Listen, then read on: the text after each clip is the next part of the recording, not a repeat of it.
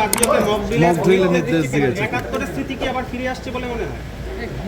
দেখুন, এর জন্য ভারত সরকার অত্যন্ত কম্পিটেন্ট। আমাদের অভিজ্ঞতায় মোদিজির সময়ে বা অটলজির সময়ে আমরা যেগুলো কার্গিল যুদ্ধ বা পরে সার্জিক্যাল স্ট্রাইক, এগুলোতে দেখেছি যে ভারতবর্ষের জনগণ ভারতবর্ষের সম্পদ রক্ষা করে শত্রু রাষ্ট্র যারা জঙ্গিদেরকে মদত দেয় তাদেরকে কিভাবে মোকাবিলা করতে হয় সেটা অটলজিও দেখিয়েছেন, পরবর্তীকালে মোদিজিও দেখিয়েছেন। তার আগেরগুলো আমরা বইতে পড়েছি, তাদেরকেও সম্মান জানাই। ভারত পাকিস্তান যুদ্ধে যখন যারা স্বাধীনতার পর থেকে ভারতবর্ষকে জিতিয়েছেন, যেই প্রধানমন্ত্রী থাকুন, যেই সরকারে থাকুন না কেন, তারা লড়েছেন নিষ্ঠার সঙ্গে। তা আমাদের একটাই বক্তব্য যে আমাদের ভারতীয় সেনা বা প্যারামিলিটারিরা তারা যোগ্য জবাব দেবেন, জঙ্গিবাদ নিকেশ হবে এবং আমরা জনগণ সর্বতভাবে ভারতবাসী হিসেবে, শৃঙ্খলাপরায়ণ জনগণ হিসেবে ভারত সরকার বা এমএইচএ যে গাইডলাইনগুলো দিচ্ছেন এটাকে অ্যাডভাইসারি হিসেবে না ভেবে এটাকে গ্রহণ করা উচিত। আমাদের প্রত্যেকের এই বিষয়ে যে এসওপি বলবে এগুলো মেনে চলা। তৃণমূল কংগ্রেস আজকে সোশ্যাল মিডিয়ায় একটা প্রচার শুরু করেছে, যেখানে বলছে পেহেলগামের ঘটনার 14 দিন পার, 14 দিনে 14টি প্রশ্ন তারা তুলেছেন। বলছেন মৌন মোদি, মাস্টার মাইন্ড এখনো পর্যন্ত অধরা, মোদি ব্যস্ত আছেন বিহার নির্বাচন নিয়ে। এই ধরনের 14টা এটা তো ডবল স্ট্যান্ডার্ড। কালকে ডুমুরজলাতে দাঁড়িয়ে মুখ্যমন্ত্রী তার যে সুন্দর হিন্দিতে তিনি বলেছিলেন যে আমরা কাশ্মীর ইস্যুতে ভারত সরকারের সঙ্গে আছি। তার মুখ্যমন্ত্রী বলছেন তিনি মালিক, তৃণমূল কোনো পার্টি নয়, কোম্পানি। সেই কোম্পানির চেয়ারম্যান কালকে বলছেন ভারত সরকারের সঙ্গে আছি, আর ওই কোম্পানির কর্মচারীরা আজকে সোশ্যাল মিডিয়ায় প্রশ্ন তুলছে এটা তো পাকিস্তানের হাত শক্তিশালী করা হচ্ছে। এই ধরনের নাবালকের মতো যখন যুদ্ধের প্রিপারেশন মারাত্মকভাবে 7 তারিখে মক ডিলের জন্য বলা হচ্ছে, সেই সময়কালে এই ধরনের 14 দফা প্রশ্ন তুলে পাকিস্তান প্রেমীদেরকে উৎসাহিত করা হচ্ছে, টুকরে টুকরে গ্যাং জেহাদিদেরকে অনুপ্রাণিত করা হচ্ছে, এটার মধ্য দিয়ে তা প্রমাণ হয়। এই সময় বর্ণ, ধর্ম, দলমত নির্বিশেষে সকলেই উচিত দেশের সরকার এবং দেশের আর্মির পাশে দাঁড়ানো। আপনাকে শেষ প্রশ্ন করব, সেটা হচ্ছে যে আজকে একটা গুরুত্বপূর্ণ বৈঠক চলছে আমাদের জন্য, একটু জাস্ট মানে কী ধরনের আলোচনা বা কী ধরনের বৈঠক? এর জন্য শ্রমিক ভট্টাচার্য পার্টির প্রধান স্পোক্স পার্সন আছেন, তিনি যখন থাকেন না তিনি যাকে দায়িত্ব দেন তিনি বলবেন। আমি ভীষণ ডিসিপ্লিন লোক, এটা আজকে নয়, আমি ক্লাস 7-8 থেকে আমি ডিসিপ্লিন মেনটেন করি। আমি 5 বছর এনএসএসে ছিলাম, 11 থেকে 3rd ইয়ার কলেজে। আপনি আমাকে পাবেন না। আমি যে রাজনৈতিক দল করেছি, আমার যত যন্ত্রণা থাকুক, আমি কখনো সাংবাদিক বা প্রকাশ্যে কথা বলে সেই রাজনৈতিক দল বা তার কর্মী সমর্থকদের হতাশ করি। আপনি আমাকে যত পারেন পিন ফুটান, আমার মুখ থেকে এমন কথা বেরোবে না যাতে বিজেপির প্রত্যেকটা প্রাইমারি মেম্বার পর্যন্ত, ভোটার পর্যন্ত আঘাত পান। Thank you. आप लोग गलत कर रहा है। She attended a meeting in Suti. Suti is not Dhulian. Suti is not Samserganj. Suti is not Mothabadi. Chief minister fail, उनकी मिशन आज पूरा फेल कर दी और 450 से ज्यादा victim family state human rights commission का बाहर धरना प्रदर्शन में है। 200 चेयर में है, बाकी बाहर है, as per the order of the honourable high court. Mamata Bandyopadhyay বলেছেন বিজেপি দাঙ্গা করছে।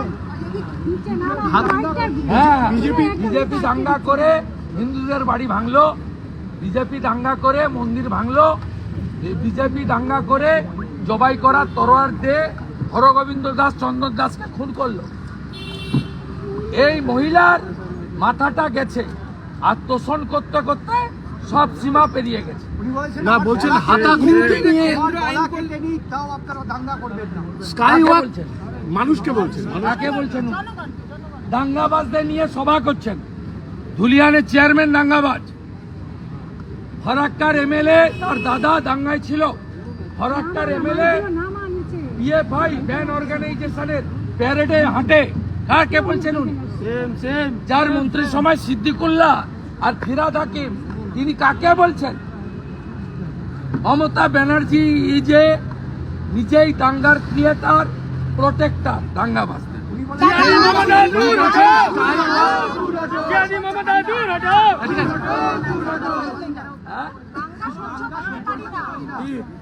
যখন আমি স্কাই ওয়াক বলে বসিরহাট, কালিয়াচক, ধুলাগড়, লম্বা লিস্ট, সরস্বতী পূজায় যে বাধা দেয়, কুম্ভকে যে মৃত্যু কুম্ভ বলে, রাম মন্দিরের দিন তিনি মিছিল করেন, তিনি আর যাই হোক হিন্দু হতে পারেন না।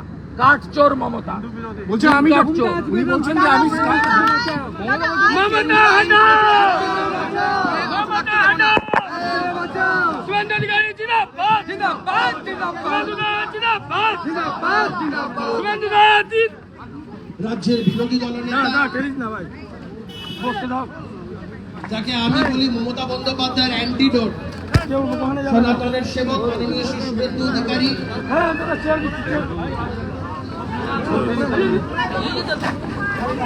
শুভেন্দু অধিকারীর নেতৃত্বে আমাদের আজকের এই কর্মসূচি চলছে।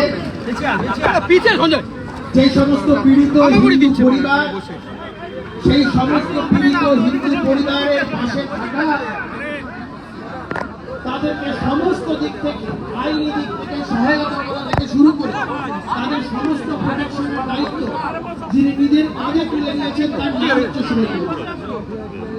গোটা রাজ্য জুড়ে আজকের এই কর্মসূচির মাধ্যমে আমরা বার্তা দিতে চাই, যেখানে যেখানে হিন্দুদের উপরে অত্যাচার হবে, যেখানে যেখানে হিন্দুদের উপরে হামলা হবে, আমরা ঠিক একইভাবে প্রতিবাদ করব এবং প্রতিরোধ গড়ে তুলব।